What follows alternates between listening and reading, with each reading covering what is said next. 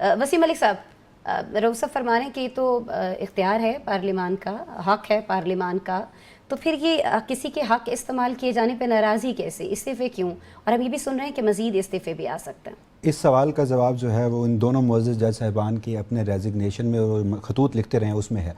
देखिए, हमारे 1973 के एक मुतफ़िक़ा आइन की जो बुनियाद थी उसका कॉन्सेप्ट था ट्राइकॉटमी ऑफ पावर, अख्तियारात की तकसीम का असूल। आप 26वीं आइनी तरमीम और फिर 27वीं आइनी तरमीम में अगर वो असूल ही ख़त्म कर देंगे और एक ऐसी फेडरल कॉन्स्टिट्यूशनल कोर्ट लगाएंगे, आपको पता है कि उसका चीफ जस्टिस या उसका सरबराह कौन अपॉइंट करेगा?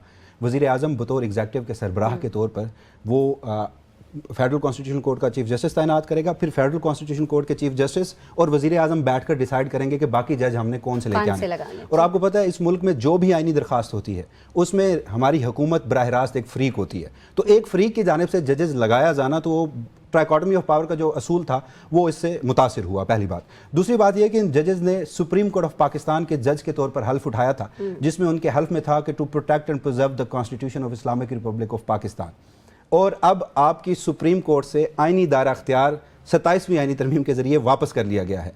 अब आपकी सुप्रीम कोर्ट आइनी दरखास्तें नहीं सुन सकती, वो दीगर फौजदारी और सिविल नौयत के मुकदमात तो सुनेगी। आपकी सुप्रीम कोर्ट के पास एक हाई कोर्ट से भी कम अख्तियारात रह गए हैं। तो उन जजेस ने लिखा कि हमने जिस आइन की प्रोटेक्शन की कसम खाई थी अपने हल्फ में, जब वो आइन ही नहीं रहा और अदलिया की आज़ादी जिस तरीके से मुतासिर हो रही है, और फिर वो कहते हैं कि 26वीं आइनी तरमीम में हमने देखा कि आपने सुप्रीम कोर्ट के अंदर एक आइडेंटिटी तो बनाई ना आइनी बेंच की सूरत में, अब तो आपने एग्जैक्टली एक नई अदालत बना दी और वफाकी आइनी अदालत सुप्रीम कोर्ट जो है वो वफाकी आइनी अदालत के मातहत होनी है। तो इस सारे मामलात को देखते हुए उन्होंने रेजिग्नेशन दिए। जहाँ तक आपकी बात है दूसरे दीगर इस्तीफ़ों की, तो इस्लामाबाद हाई कोर्ट के भी 5 जजेस जो हैं उनकी तरफ भी इशारा किया जा रहा था। तो हमारी कुछ हमने इन्फॉर्मेशन लेने की कोशिश की है, उनमें अभी तक डिवाइड चल रहा है। उनमें कुछ ये समझते हैं कि उन्हें अब रिज़ाइन कर देना चाहिए, कुछ ये समझते हैं कि सिस्टम के अंदर रहकर उन्होंने जो वो ये समझते हैं कि इंडिपेंडेंस ऑफ जुडिशरी की लड़ाई है, तो वो कहते हैं हम सिस्टम के अंदर रहकर लड़ें।